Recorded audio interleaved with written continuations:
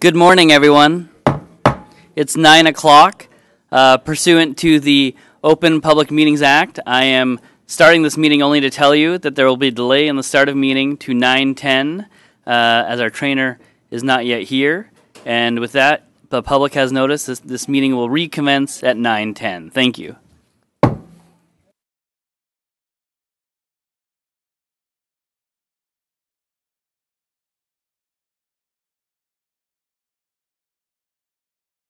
At the WSBA, pursuant to WSBA Board of Governors policy. At this time, we're going to be doing our annual anti-harassment training with our fantastic educator, Julie Lucht from Perkins Coie, who we thank for coming again to us. And this is part of the board and the organization's commitment to making the best workplace possible for everyone.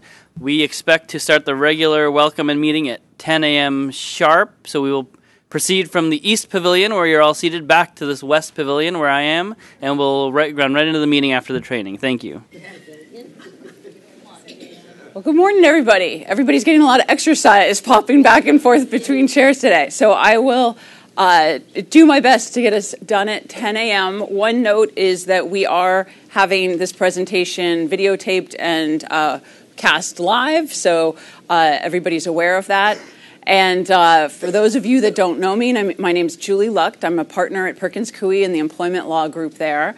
I have been practicing employment law since 1996, so I'm going to start fudging that number in a different direction soon.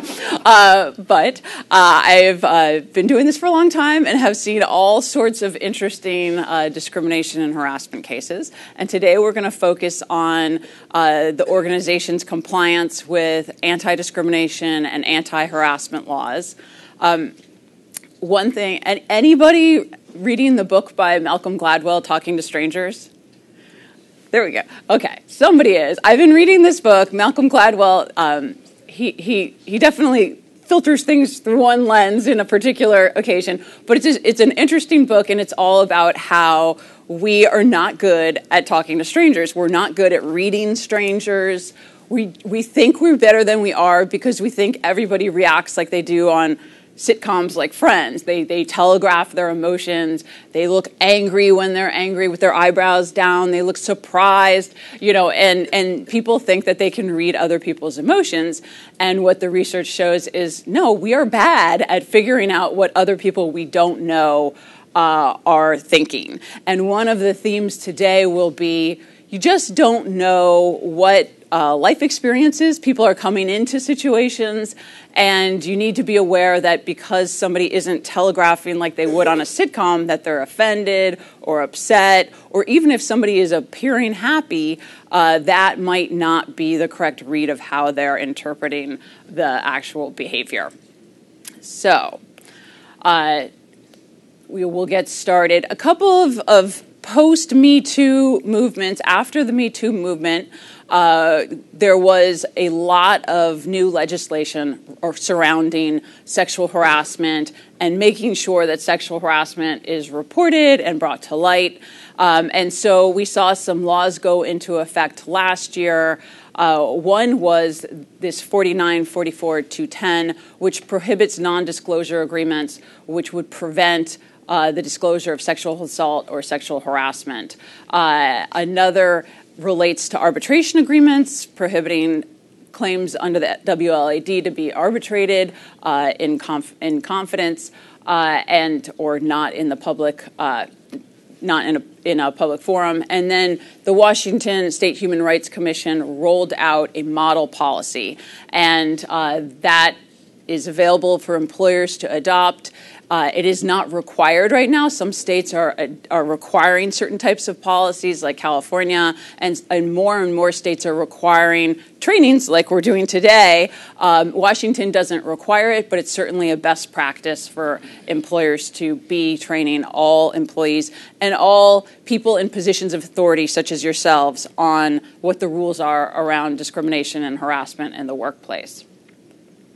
So another reminder for lawyers, so applicable to this group, is that the rules of professional conduct in the state of Washington also require that a attorney not act in a discriminatory manner. It is professional misconduct to engage in discriminatory act that is prohibited by state law. So we're going to be talking a lot about the Washington law against discrimination.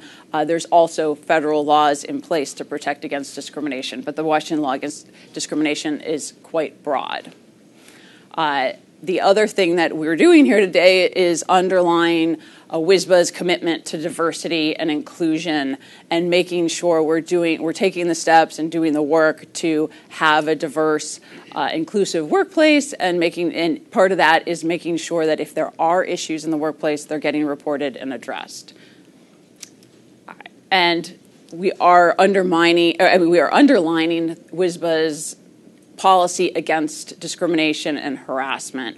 It's important that all employees be trained, and then all managers, and also all of those in positions of authority with respect to WSBA employees, to know that there is a policy that prohibits any type of discrimination or harassment based on sex, age, race, color, marital status, national origin, religion, sexual orientation, veteran status, genetic information, presence of a disability, or any other basis governed by local or state law. And so anything that falls into that category, and what I would say is, in the role of a board of governor, if a concern is brought to your attention that relates to a workplace or employee issue, first stop should be human resources.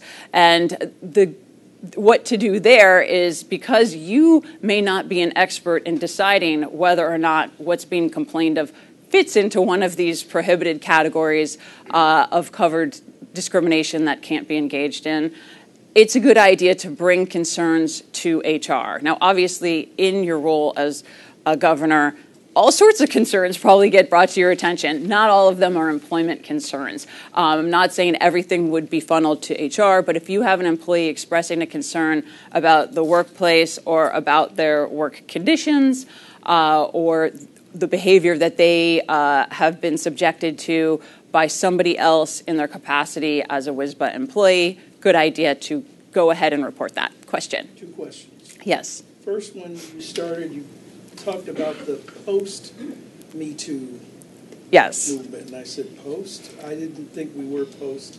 I thought we were still in it.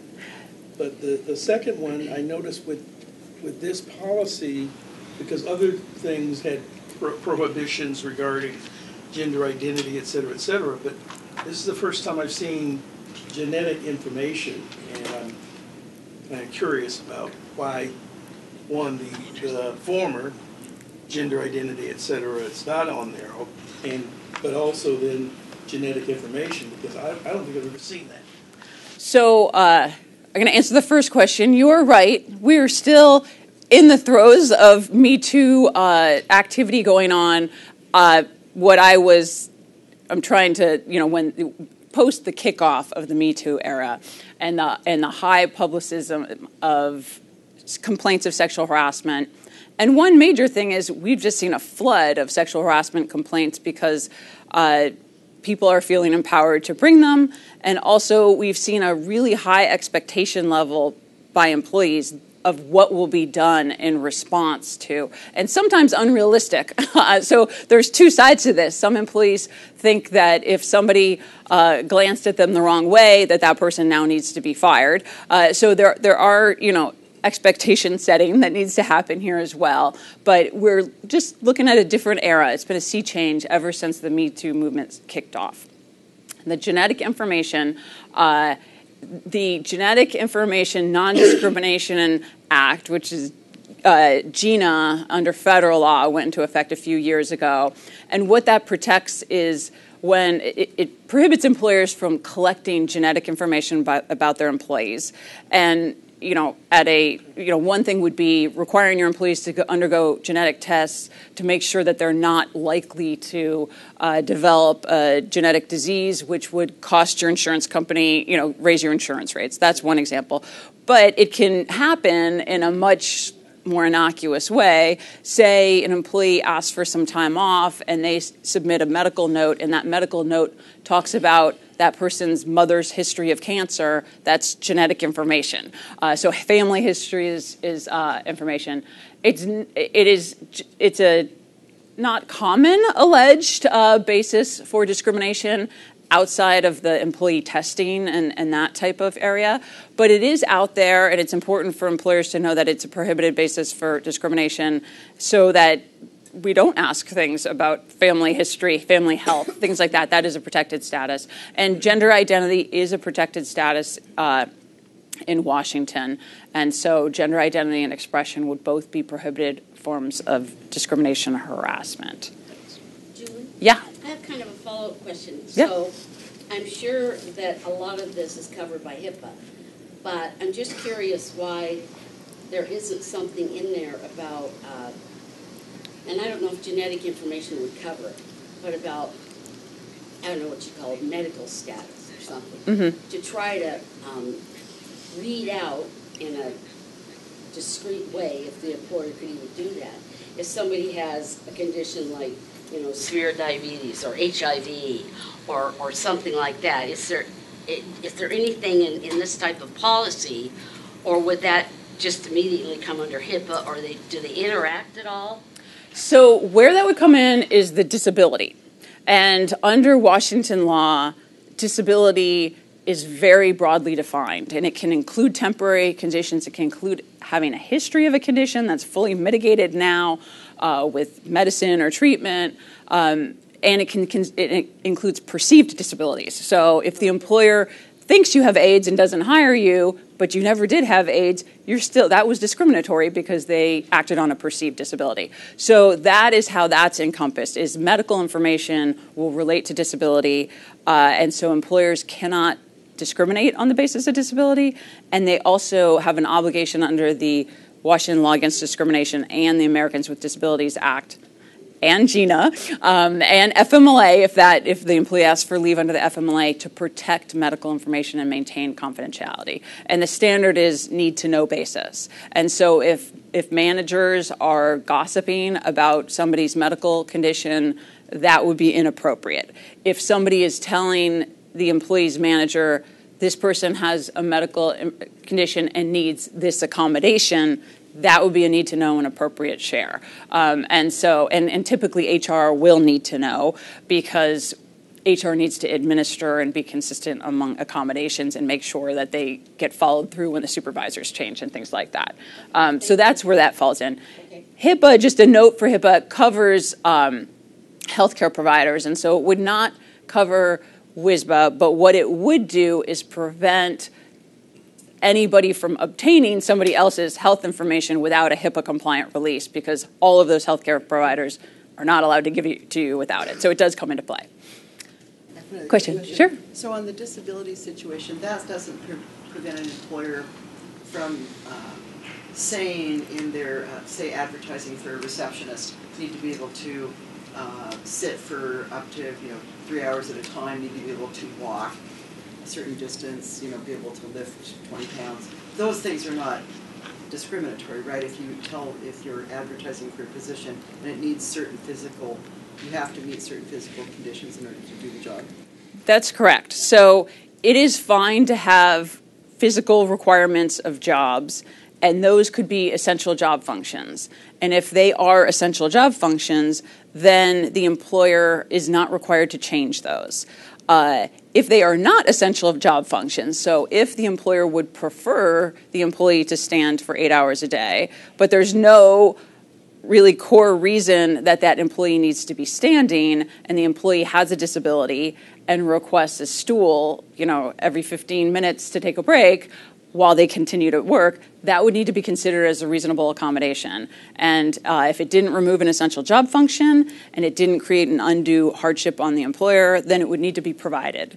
Disability is the one, sort of asterisk in all of these categories. All of these categories just say, don't discriminate on this basis. Treat everybody the same. Don't treat them less favorably because of their sex, race, national origin, religion, except for disability. Disability has that component that you can't treat people less favorably due to a disability, but has this affirmative obligation to reasonably accommodate once you become aware of a disability. So it is, again, if you become aware that an employee is struggling at WSBA as a result of a disability, HR needs to know, because once the organization is on notice of a disability, we can't hide our head in the sand. Once you are on notice of this disability, the organization has an obligation to engage in an interactive process with the employee and come up with a plan to reasonably accommodate if we can. But going back to your original question is, if the employee can't do the essential functions of the job, the physical requirements, or the other requirements like handling stress, interacting with customers all day, things like that, then they wouldn't be qualified under the WLAD or ADA, and so they wouldn't be entitled to the job. Thank you. One thing there. Sure. So also when people apply for jobs here, we have that language. We also have the identification of whether they can perform the job with or without an accommodation, which kicks off another needs analysis for us about whether the sort of accommodation they need is one such that there would be an inordinate burden on the employer. So if it's something we can't accommodate because of all the other things we'd have to spend in order to make said accommodation, there's another layer there that we have to consider. But we are doing the things that Julie said we need to be doing to comply. Yeah, because even applicants are covered by disability law. So applicants can request an accommodation as part of the application process. And I know you all aren't necessarily doing job interviews and things like that, but that does, because it is a sort of complicated dance where we are needing to be careful that we're not, because the law doesn't allow us to ask about disabilities unless it's obvious or the employee requests an accommodation. We need to not ask questions that would elicit information about a disability, but once an employee does provide information that puts us on notice, then we're obligated to ask questions to make sure that we're going to be able to reasonably accommodate. And so it's important to walk that fine line between protecting privacy and making sure that we're meeting our affirmative obligation to accommodate. And HR is the specialist in that. So funnel those to HR. One quick follow-up. Yep. So what Felix just said, with that and what you just said, and granted the board of governors wasn't getting involved with any of this, but I'm interested. Does that mean that really, if the Bar Association is advertising a position and somebody comes in with and applies, we shouldn't be asking the question, can you perform this job without accommodation? Because as Felix said, that triggers an additional obligation to inquire, but it doesn't sound like from what you just said that we would actually need to ask that initial question. So the question would be, can you perform all of these essential functions of the job with or without reasonable accommodation? And if the employee, the applicant says, I can do all of this, but I need a stool, or I'm going to need a break in the middle of the day, that's when you go to that second analysis that Felix referenced, where we look at, can we accommodate this? Are there alternative accommodations we could offer that would enable them to do the essential functions? And you work back and forth with the applicant or the employee to resolve the situation. But the initial questions you can always ask applicants, you can always discuss, here are the essential job functions, and can you do them with or without an accommodation? Okay, thank you. Sure. One of your examples had to do with walking, and I just thought, wait a minute, on its face, if I'm advertising, I've just told a whole population of people in wheelchairs don't apply.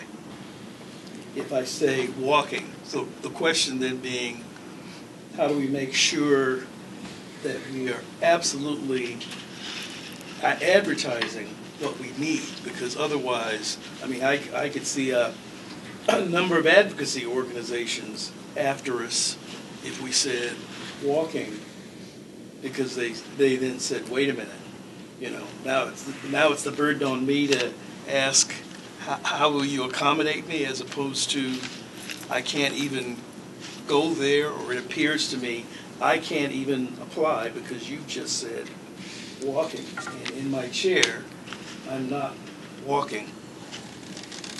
Yeah, so when you are advertising the essential functions of a job, you would want to make sure that you're not including things that are not actually essential functions and could just be barring people from being employed. And so if you've got a desk job at WSBA, you wouldn't indicate that walking was required because the person could drive in and could take an elevator and could be in a wheelchair the entire time. If you had some census job and somebody has to walk around and walk up stairs in each apartment building, walking could be an essential function of the job, and it could be just something that couldn't be accommodated if somebody was in a wheelchair, if there were old buildings that didn't have elevators. So you're right that including things that are just not true as essential functions could be problematic. That was something that happened in the South after civil rights laws went into place. All of a sudden, being a chicken farmer in Georgia required a high school education. It didn't, but that's what employers started to advertise to discriminate against African Americans and get more white applicants. So that was held to be unlawful. So if you include requirements for your job that are not actually based on the job, that can be a problem. You're correct. Okay, so have employees report any type of behavior to HR is the best resource to start. It also could go to executive director if it is something that involves the board of governors, may involve the board, but otherwise HR would be the standard go-to, and employees should be told, and it is required under the policy, that they will not be retaliated against for raising concerns, and that is required under the law, that if an employee in good faith complains that they have been discriminated against, that they are protected under the law and that they not be subject to retaliation. And WSBA has a requirement to enforce that right. So if the Board of Governors learns that an employee has been subject to harassment by WSBA members, vendors, visitors, or other non-employees, that WSBA can potentially control access to that employee or access to the organization, then there's an obligation to intervene on behalf of WSBA employees. And so that's, again, where we want to make sure that if it comes, ideally employees are reporting to HR to begin with, but if they come to a director, if they come to a governor, then we want to make sure that all of those complaints, because once a governor hears it, the organization can be constructively on notice, even if the person, HR, doesn't know about it because it was never communicated back to HR. Under the law is going to presume that once a governor knew about it, that because they were supposed to share that information, even if the employee asked them not to, that the organization was on notice of that. And the important thing to remember is, if somebody complains of bad behavior, harassment, or discrimination, they may not be the only victim. And that it seems unfair to some people that if an employee comes forward and says, I want this to remain confidential, don't share it with anyone. I'm telling you as a friend. I'm telling you not in your capacity as a governor or as a manager or whatever your authority is in the organization. You cannot honor that request because there could be 5 other people that have issues with the alleged harasser, and by keeping that confidential and not taking any action, we're creating a serious situation for WSBA because it hasn't protected its employees despite constructive notice of the issue. So question. Can you talk about how far that extends? Clearly, if an employee is telling a supervisor what you're just describing, obviously there's going to be a duty to take some further action. The Board of Governors, of course, doesn't directly supervise anyone except for the executive director. Does that change our relationship with the staff of the WSBA in any way? Not being in a position to influence their employment? Yeah, the Board of Governors and WSBA are in an unusual situation. It's sort of a hybrid because you have influence over each other, but you don't necessarily have direct control. The problem is that under the law, it's likely that if an employee complained, that a court would find that a governor at least was an agent of WSPA, and that by accepting or hearing a complaint, there could be constructive notice back to the organization. And while the governors might not be in the position to take action, and frankly aren't the appropriate body to take the action, it should be moved to HR. If governors hear problems and let them lie there and they don't go any further, that's where there's danger to the organization. So we are not asking any of you to directly, process complaints and respond to complaints, other than to say, thanks for providing me this information. I need to share this with HR. That's an obligation I have as a governor. And if you don't hear back, let me know and I'll follow up. That would be what we would be looking for. So that's mostly an agency analysis, that a governor is an agent of WSBA? Yes. So that's under the constructive notice.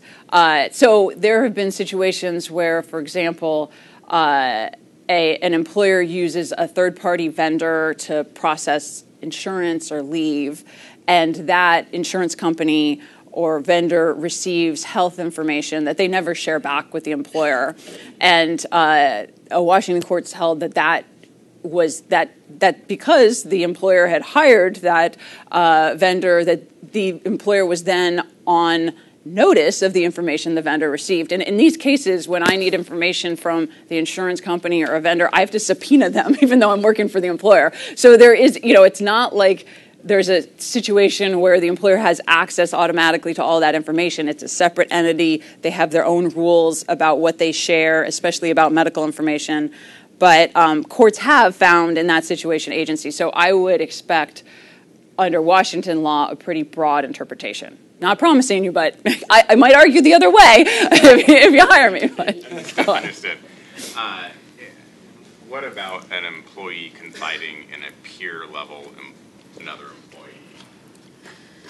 So bystander harassment and peer reports are getting a lot of attention now, and really the current thinking is you want to train all of your employees to report that, to have an obligation to report that, and to report that, because that is the best way to eliminate harassment and discrimination in the workplace. So if you require employees to report anything they see, then you're most likely to learn of issues in the workplace. But it is not required by every organization, and obviously, it's a difficult position. It's a difficult position even if you're a manager or a governor, to have to tell somebody, you want to share this with me privately, but I can't take my hat as an employee manager, whatnot off. But it would be harder to discipline someone for not acting if they had no authority. If they were a peer and part of their job wasn't to make sure that they do handle things with employees correctly. That's kind of the two things I'm trying to sort of balance. I understand the sort of analysis of the peer level employee not having that duty because they have no authority over their peer. It's not quite clear that the Board of Governors really has authority over the WSBA staff. I guess indirectly maybe we have authority because we hire their boss's boss's boss. Is that? There's clearly could be apparent authority to employees. And I think that is if you're an employee bringing a claim saying I went to the Board of Governors, or you're an employee bringing a claim and saying my coworker went to the Board of Governors, I think the court's going to be going to have a problem with saying that nothing had to happen because that governor didn't individually have any right to go interfere with that employee's employment. Supplement that? Yes. There's a couple of policies we would have that speak to that. We have a problem resolution policy. We have the no retaliation policy. We've got a conflict of interest policy that kind of already speak to what the duty is if someone brings something to you and to whom you should report it. And it's a duty to report, not a duty to take action necessarily, because the investigation process that kicks off subsequent to whatever the report is where the determination is made. So there's no presumption of what the matter is until we get information, and the information that's been provided thus far in terms of the problem resolution and the no retaliation is just what to do with the information, which is kind of what I think I'm hearing you say is, what do I do if someone brings something to me? It's to report it to the executive director, HR director, that sort of thing. Internally, the problem resolution policy we have in our employee handbook specifically identifies what people should do if it's peer-to-peer, which is to bring it up to the supervisor and up to our level, and then for us to do something with it depending on the nature of what it is to give you a very quick encapsulation of what's already existing. It's in everybody's best interest for the organization to know so that there is clarity in who has the obligation to respond, because there is individual liability under the Washington law against discrimination, and there's aiding and abetting liability for individuals as well. And so, it protects the governor to pass this on because an employee could say, I was in a situation, I perceived this governor to have authority over me because they are in charge of my boss's boss's boss. And I told them and they did nothing. And it's more likely that there would be individual culpability in that situation than if the governor went, reported it back to HR, and then the organization responded. So I think it's in everybody's best interest, organization and individual, that these situations get reported so that they can be assessed and addressed. Question on that. I am a little trying to sort this out in my mind, and you keep saying that governors or the board has perceived authority, but can't, since we don't consider that we have it. Would it be better if, say, an employee approached one of us and said, "I'm concerned about X"? Would it be better for us, without getting more information, to just stop them and say, I think it would be really important for you to contact Felix as the HR director with your concerns, please, I'm encouraging you to immediately do that, or are we supposed to get more information? I would recommend that if an employee comes with a concern about employment, that you ask them to go talk to HR. Okay, so just please yes. Say, this would be important for you to go talk to HR. Because I am not doing a training session today on how to investigate employment complaints and how to elicit that information.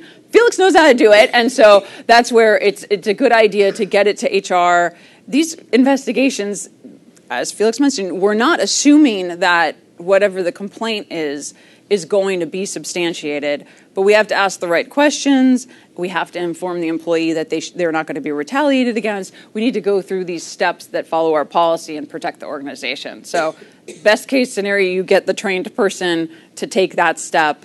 And, I'm not saying you have to be like, stop talking, I can't hear this. We don't have to cover our ears, but we could, you can politely say, this is something that HR needs to hear from you directly about. Please go. And as best practice, you would then just follow up and make sure that employee did go to HR. And if they hadn't, you ask HR to reach out to them. And that way you don't have to get involved as the middleman and relay allegations. And that was my confusion. I just wasn't quite clear on how to handle that. Thank you. Yes, I am not saying anybody needs to take down all the information about a complaint. Simply that if you hear something that could be an employment-related complaint, that you direct the employee to HR, you make HR aware of it. And a lot of employee complaints are not about the protected categories. People have problems with their bosses. People have problems with the organizations. People have different opinions, and so people share a lot of gripes, and not all of those are going to be covered. But if they're about employment in your role as a governor, the best practice is to get that to HR. Thank you. That was super helpful. Okay. All right.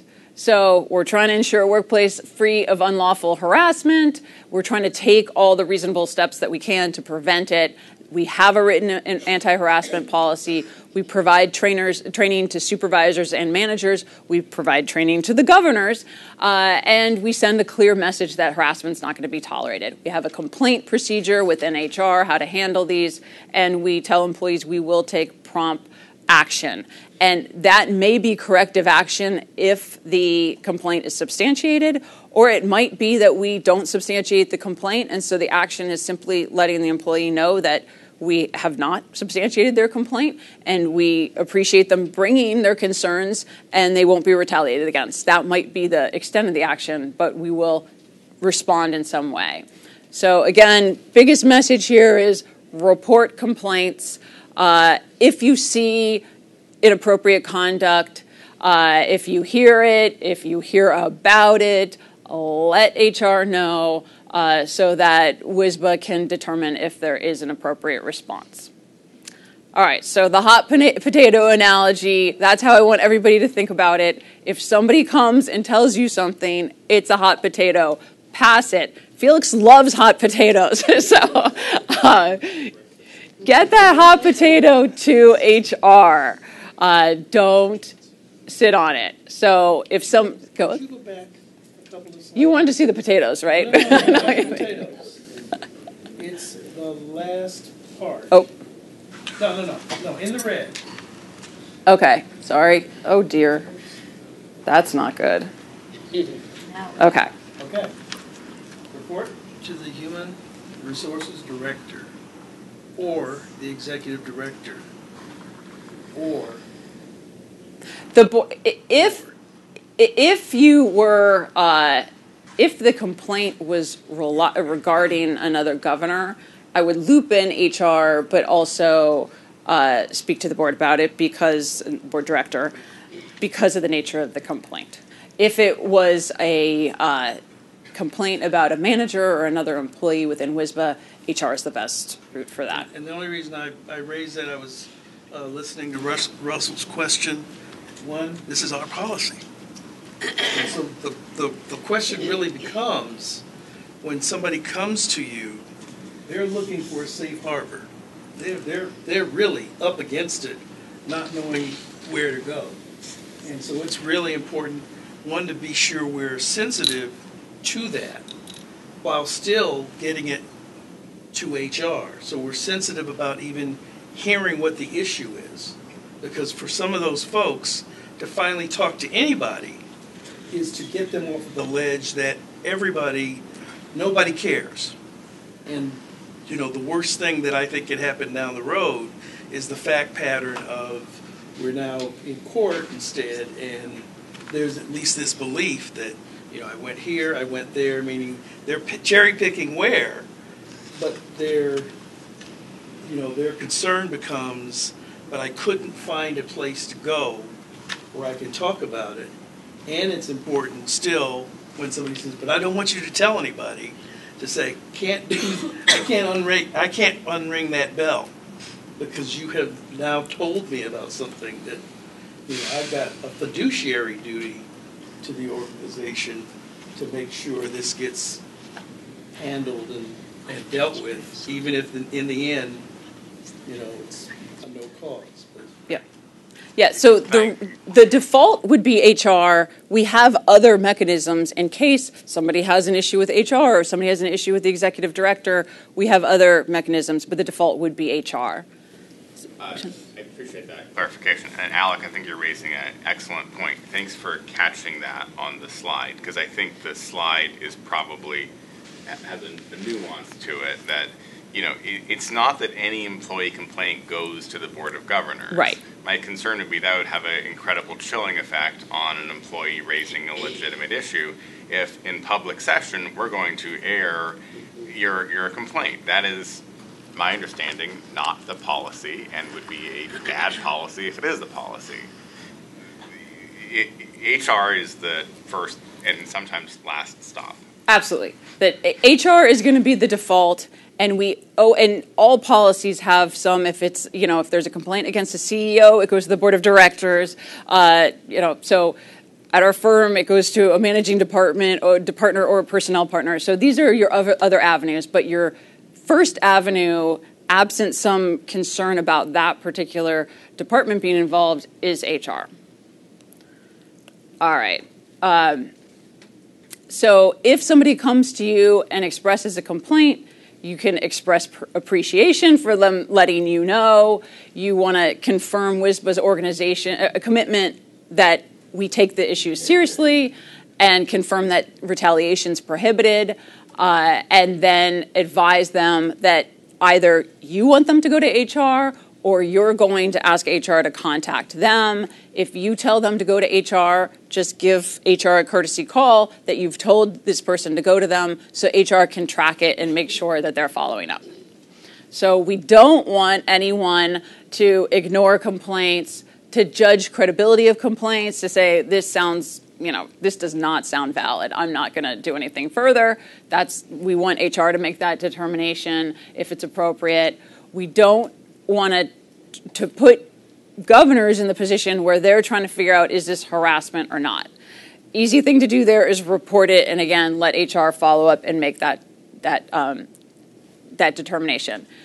Don't want to discuss opinions, and this is hard. It's easy to want to emphasize with an employee and show your support, but if you express an opinion without knowing the facts, you might create a statement that suggests that something happened that didn't. And so it's best not to express opinions when you don't have all the facts, and to defer those findings to HR. Don't want to discuss it with others that are outside of this chain. It's best to keep a personnel issue with HR and share that with HR. You don't want to investigate it yourself. I can't emphasize this. I have had a general counsel get in a car with the head of accounting and go drive by an employee's house because they thought that she was abusing leave. And guess what? She was home and saw them. And so people that are, even though I know lots of lawyers here probably have some investigation skills, this is not where we want you investigating. We want HR to be doing it. And you can't promise confidentiality. Again, we don't want an employee to feel like you've promised to keep something confidential when you have an obligation to the organization to make them aware of it because they could be on notice of it because you heard it. So, what about passing the hot potato? As soon as you get it, move it on to the next person that is appropriate. Don't get burned with a hot potato. These are all of the types of prohibited harassment that we have already talked about.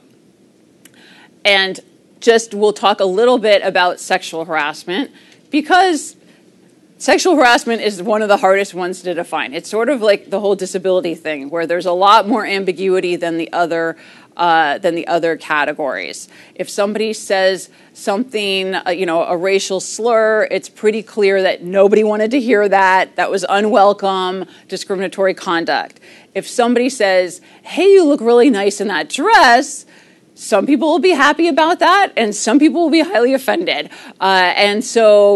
Or if somebody asks somebody out, some people will be happy about that, and some people will feel coerced, will feel harassed, depending on the context. And because of that, sexual harassment's one of the hardest issues because it's all in, sort of the minds of the two or more individuals involved. And it's, like I started out, it's hard to know what other people are thinking, and we're not great at figuring that out. So be careful. Make sure that if you hear about requests for sexual favors, if there's any other verbal or physical conduct of a sexual nature that would affect a person's employment, unreasonably interfere with their work performance, or create an intimidating, hostile, or offensive work environment, anything like that, then that needs to be reported so that we can address it, because all of those situations can be sexual harassment. And like I said, whether or not a sexual advance is unwelcome is in the mind of the person that receives the advance. It doesn't matter if the person thought that it was welcome when they asked the person out or made the sexual advance. It matters how that is taken by the employee that receives it. So what's a hostile work environment? That's something, that's not the first thing on the slide is quid pro quo, which is easy to recognize. If you sleep with me, I will give you a promotion. If this thing happens, then this other thing will happen, either a good thing or a bad thing, and it's contingent on sexual conduct or allowing sexual advances, things like that. The hostile work environment is verbal or physical conduct of a sexual nature that creates an intimidating or offensive workplace. And so that might not involve anybody making sexual advances towards anyone else, and the person engaging in the bad conduct could have no attraction. They might not even be attracted to that entire, person's gender. It doesn't matter if they're talking in a sexual way, if they're engaging in behavior that's sexual and they're making someone else uncomfortable, regardless of whether there's any sort of advance or agenda to, sort of get into a relationship with someone, that is can become unlawful if it rises to the level of a hostile work environment. Can I ask a real quick question? Yeah. You're probably going to go into it, but if what if a person says, "Oh, I really like your shoes," is that in and of itself a prohibited kind of a thing? Because I notice that people tend to compliment each other on, "Oh, I like your hair," or, "Gosh, that's a really pretty necklace," or something like that. Are those things we should absolutely avoid? Or So it kind of depends? It depends, and like I said, people don't know how people are reacting, and often when I defend sexual harassment cases, the person is blown away that they're being accused by sexual harassment, and they said, "I never intended that. I was trying to be nice," and sometimes people bring in situations from their life. I had a case where the person had been, raped as a young woman, and she perceived conduct from men very threatening and in a sexualized way that other people who had not been through that experience would not perceive it. So if you in the workplace say, "Oh, I like your shoes today," that comment in and of itself is not going to rise to the level of a hostile work environment. If somebody's boss commented on their appearance every day, that could get to the level of a hostile work environment. And you can imagine someone saying it in a creepy enough way that, "Ooh, I really like those shoes, you look hot in those shoes," or "Those are so sexy," something like that. That's going to quickly ratchet up your proximity to hostile work environment, whereas just a comment without any, anything more about something that they're wearing wouldn't. And so it is a gray line, so I'm not going to tell anybody that they can't compliment someone, but you do need to think about especially if you're complimenting them on their body, things like that are going to be in your danger zone.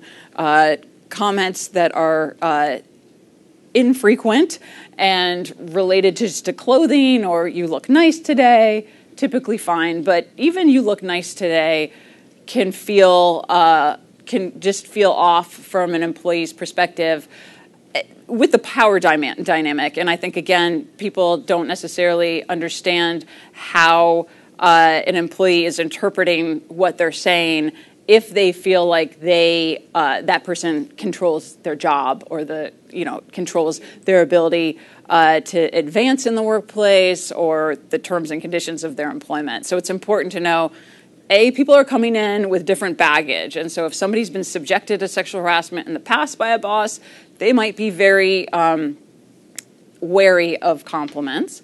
But it also depends on, the power dynamic. And if the person has a lot of power over that individual, then the less appropriate it is to be engaging in, comments about appearance and things like that. So what is sexual harassment? It should be clear that, sexual jokes, innuendos, comments, anything that's sexually explicit, remarks, questions, sounds, gestures, repeatedly asking people out on a date. Now, the date situation, the romantic overture is a tough one, because it clearly creates a different dynamic between individuals. So if if somebody who has influence over somebody's work asks them out, that person may feel like they have to say yes in order to protect their job or protect their ability to advance in the workplace. And so it is a danger zone if somebody is asking somebody else out that they have influence over in the workplace. But it is not necessarily unlawful, because consensual relationships are not unlawful, but it's just an area where it's creating a risk if that happens. Where it becomes unlawful is if somebody repeatedly asks someone out for dates and does not take no for an answer. That clearly can get to the level of a hostile work environment. The problem with the one ask rule, and that used to be kind of how we said it, you can ask once, if they shoot you down, you're done. But the problem with that is that might color all the subsequent comments. And so if you ask the person out and they say no, and then the next day you tell them that you like their shoes, and then the next day you compliment them something, that could get into the hostile work environment category. So the circumstances matter. The victim, as well as the harasser, might be a woman or man. Gender doesn't matter. It could be anyone. The victim doesn't have to be of the opposite sex of the harasser. The victim could be a supervisor, an agent of the employer, or the harasser can be the victim supervisor, an agent of the employer, supervisor in another area, coworker, or non-employee. So WSBA has an obligation to protect its employees from people that are outside the organization. So if somebody comes in and delivers, copy supplies, and harasses employees, we have an obligation to put an end to that if that's complained of. So it's important to know that it extends beyond employees of the organization. It can occur with or without economic injury or discharge to the victim. An employee doesn't have to be fired to file a claim. The conduct must be unwelcome, but again, that's unwelcome by the harassee, not the intent of the harasser does not matter there, and sexual attraction does not have to be the motivation for a sexual harassment claim. I have a question. Sure. Where are we with, I was looking at the must be unwelcome, and I was thinking about the context of, in any of these forms, the question, well, did you tell them to stop? Or did you tell them you didn't like that? But I wonder where we are in the state of the law with that, especially if you have a power dynamic going on as well. Right. So certainly if you're defending a claim of sexual harassment, you're going to ask those questions about what did you say to let the person know that this conduct was unwelcome. But it wouldn't necessarily be the case that the conduct won't be considered unwelcome if the employee didn't say anything, because the employee may say that they felt like they couldn't say anything, they were too scared, or they have, you take your victim as you find them, right? If somebody has had an issue in the past, has PTSD, they might say that they shut down when they had that conduct and they weren't capable of telling the person to stop. And so there's all sorts of reasons why the employee who is subjected to the behavior may say, this is why I didn't make it clear it was unwelcome. We certainly encourage employees to make it clear when anyone is engaging in unwelcome conduct, but you can't really rely on the employee to avoid potential liability. Touching, that should be obvious. Physical conduct, any of these items, including stuff on social media, verbal conduct, jokes, etc., things posted, again, on social media can be a problem. Other conduct, stalking, repeated gifts, letters, notes. If somebody's texting their employee at 2 a.m., there better be, a fire in the office, because otherwise that's going to be, a questionable thing. So even if harassment takes place outside of the workplace, it can be prohibited harassment. That includes, again, people interacting, Facebook, instant message, texting. All of these are areas in a bar late at night, when it doesn't have anything to do with work. All of these areas, if somebody's interacting with someone at work, could be a harassing situation. It could be consensual as well, because people are friends and people have relationships, but it creates a situation where it could possibly be.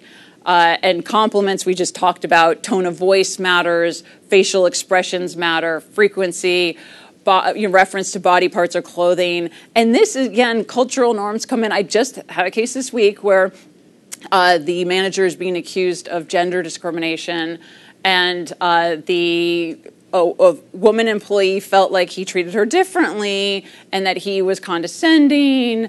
And he felt like she was discriminating against him because he's a Middle Eastern man and he's Muslim, and she thought he was making assumptions that he's chauvinistic and doesn't like women. And so you can get these different interpretations of the same social interaction.